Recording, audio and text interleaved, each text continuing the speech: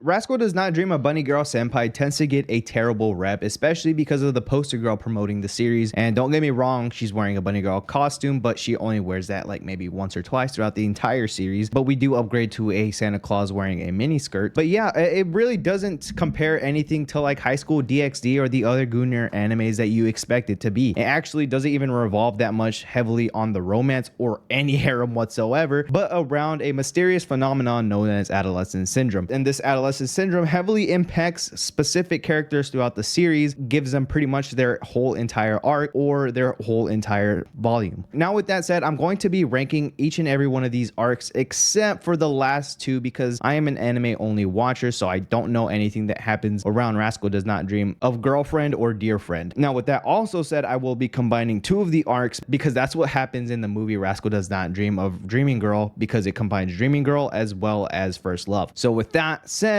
we are going to our 12th spot, being Rascal Does Not Dream of Sister Venturing Out, because this one doesn't really revolve that much around the adolescent syndrome, but more about the aftermath of it on Kaide. And Kaide is the one that suffered through the adolescent syndrome where mysterious cuts and bruises appeared on her body. But this volume does not cover that. Again, like I said, it's the aftermath, and we kind of just see her go back into society where she ends up going back to school as well as getting a job at Benny's, the knockoff Denny's. But because this is the world Bunny Girl Senpai, it's not really a knockoff. I would much enjoy going into a Benny's rather than a Denny's. But yeah, that's why this arc ends up sitting at the very bottom. Now, don't get me wrong, I love this movie because I like Kaide's character. In fact, she's probably in the top 5 of my favorite characters in the series. Now, on our 11th spot, we have Rascal Does Not Dream of Petite Devil Kohai. Now, the reason why this is so far down in the list is because I don't really think that Tomoe is that much of an impactful character. I will say, though, that it really did solidify Sakuta's views on Mai and their relationship together. He is only for Mai, he lives for Mai, and only has eyes for Mai. And honestly, that's just awesome. Mai doesn't even have to be in the frame or in the entire arc just to show their awesome chemistry together. The adolescent syndrome was pretty cool. It's a loop, little Groundhog Day deal, but at the same time, I feel like it's not as unique as the other ones that are in this list, but it's still a very good arc. Number 10 is Rascal Does Not Dream of a Lost Singer. Now, this one revolves around Uzuki, and she ends up reading the room. And what do I mean by reading the room? Everybody can read the room, right? No,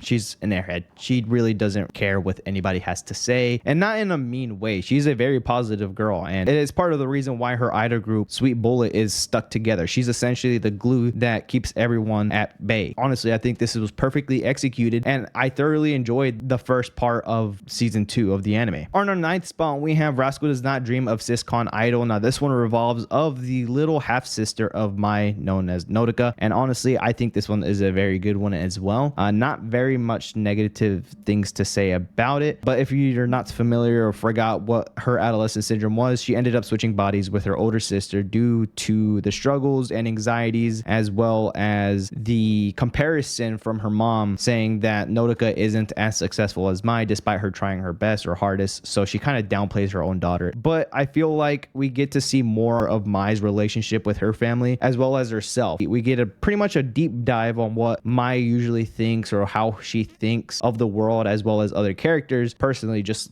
like when the story kind of revolves around Mai. But Nodoka is a very good character, very well written, and I feel like a lot of these relationships between each character is very mature. They don't really hold grudges, they aren't obnoxious, and again, very mature. Now on to our number 8th spot, we have Rascal Does Not Dream of His Student. Now this one kind of got on my nerves because Sarah Himeji was a very annoying character because she tries to put herself between Mai and Sakuta, and don't get me wrong, I already know that Mai and Sakuta are going on for the long run. They are a solid couple and nothing can really get between them. I mean, come on, just think about how many times Sakuta had to cancel plans with Mai to go save somebody else, but Mai ends up knowing the type of character he is and still loves him for that. But with the introduction of Sarah, it kind of just bugged me because she's a very young student, and just seeing that type of relationship not only made me feel uncomfortable, she knows he has a girlfriend and tries to make him doubt whether he's worthy enough to be a boyfriend of a very famous model. But the reason why it's number 8 on the list is because Mai just completely shuts any hope that Sarah had. If it weren't for her to be in this entire world, she would have had Sakuta, but because she exists, she had zero chance from the very beginning. I mean, that is just so cold. And honestly, Sarah thought that she would actually have a chance due to her adolescent syndrome because she had clairvoyance, which meant that she was able to see through people's perspectives as well as read their feelings a lot more clear. I mean, honestly, I don't hate her. I just thought that she was very problematic, a little annoying, but after everything was concluded, it was okay. On to the number 7th spot is Rascal Does Not Dream of Nightingale. Now, this one revolves around Ikumi, and this is a very interesting one because although it was very confusing at first, the more you kind of pay attention to the surrounding areas, the more you start to realize that this does revolve around an alternate reality. How do I know that? Well, the presence of Little Mai kind of signifies that there is going to be an alternate reality swap, so that's what happens. But this one was pretty cool. It's very dramatic and very intense, especially when it came to Ikumi, because she ends up feeling bad for Sakuta and not believing that adolescent syndrome exists. And the reason why I like this one so much is because not only introduced a character that I thought was new but really wasn't. She was just a background character in the early seasons. And the reason why I like this one so much is that it focuses more of the attention on adolescent syndrome being a real thing rather than people thinking that it's not. And honestly, I really do enjoy it. And Ikumi is a very, very well written character. Again, like all of the characters that I've just mentioned earlier.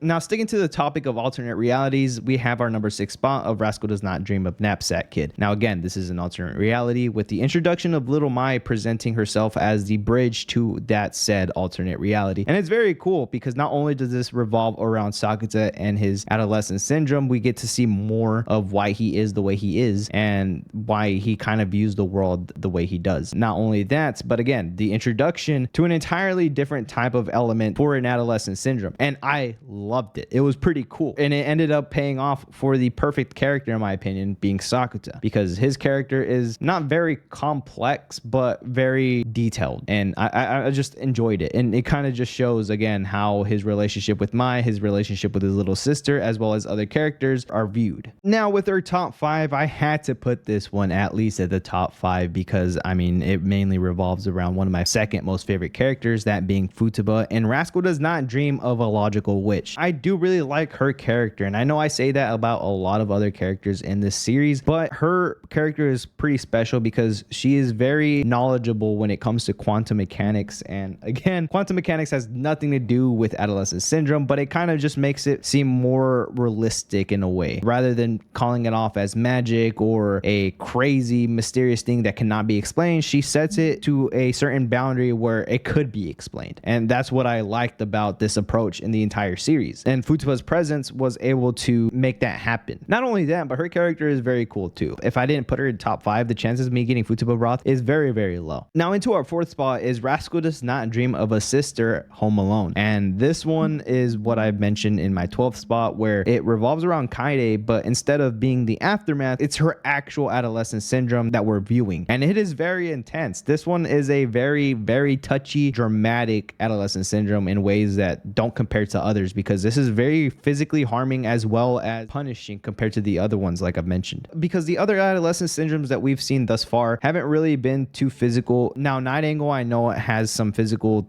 torment to it, but I feel like this one was a little bit more punishing for a character that is afraid of bullying. I mean, it's a little too harsh, in my opinion. And the only way to get over it is to face your fears and go back into an environment in which you were uncomfortable in. And I just think that it was very interesting to see it that way. And what's crazy to think about too is that the adolescent syndrome is not also seen as a actual thing. So in the views of others, it just seems that she's really going through it, either whether it's self-harm or other harm from a third party like the bullies. And it's just crazy to think about it. Now, into our 3rd spot is Rascal Does Not Dream of Santa Claus. And this one is a very cool one in my opinion because it is something not only new, but something similar to Mai's. And I kind of just liked the parallel that we kind of see in the anime, where Sakuta is in the library and a mysterious person wearing strange clothes walks behind or in front and nobody else can see it. It's just a really cool callback to what happened at the very beginning of the series. And that's not the only reason why I enjoy it. The reason why I enjoy it is because there are so many things that are left unanswered. I wanted to mention that I'm an anime only watcher, so I don't know what happens in the light novels. I don't know how it is in the light novels, but we are still left on a cliffhanger on not knowing who Togo Kirishima was, as well as Miori being a mysterious character. Now, with all of that said, I know that there has to be some sort of connection between the two, whether it be Togo Kirishima being Miori or Miori being a sibling slash very well good or awesome friend to Togo Kirishima. Now, who is Togo Kirishima?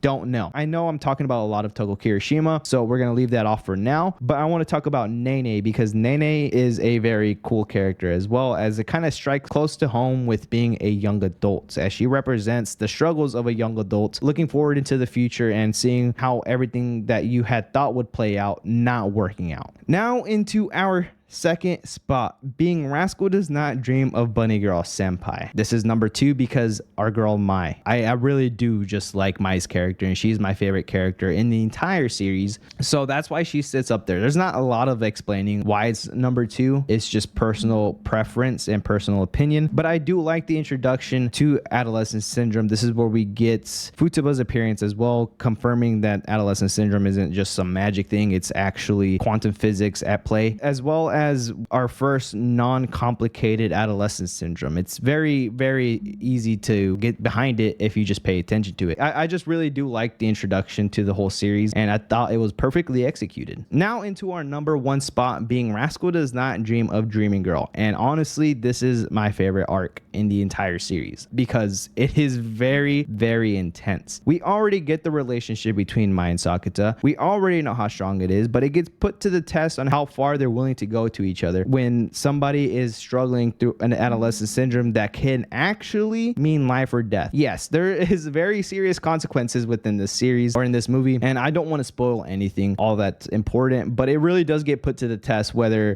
Mai and Sakata should abandon their ideologies and have somebody suffer, or put themselves through hell to save that person and giving them a chance to live, with sacrifices needing to happen. So yeah, that is my list, and I know a lot of people are going to disagree, which that's perfectly fine by me, because again, this is personal preference. If it's not into your liking, drop them down in the comments. Tell me which one is your favorite one from 12 through 1, and if you've watched or read the light novels included as well. I want to know how actually well written Rascal Does Not Dream of Best Friend and Dear Friend actually is. But yeah, drop a like, subscribe, as it does help out this channel a lot. I know we are still growing, and I'm going to be trying my best to upload as much as I can. So with that said, appreciate y'all for hanging around, and I'll see y'all next time. Adios.